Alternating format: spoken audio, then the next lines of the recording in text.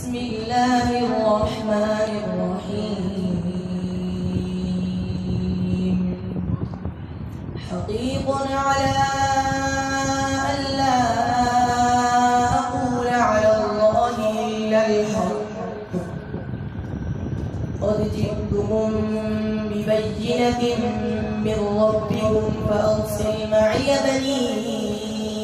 إسرائيل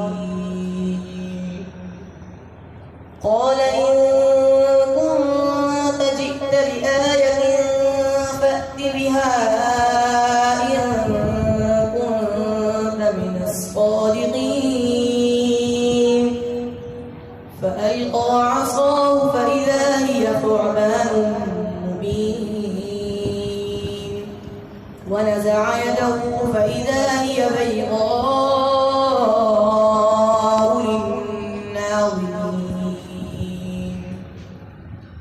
قال الملأ من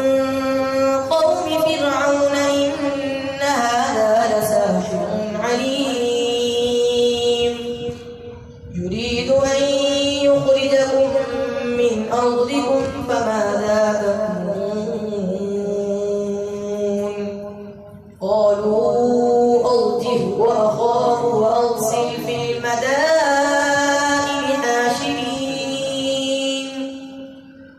يأتوك بكل ساحر عليم وجاء السحرة فرعون قالوا إن لنا لأجرا إن كنا نحن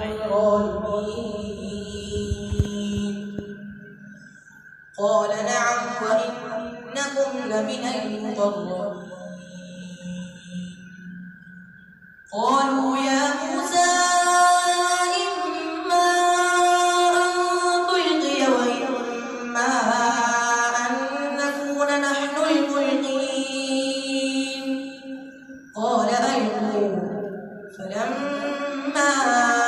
ألقوا سحروا أعين الناس واسترهبوهم وجاءوا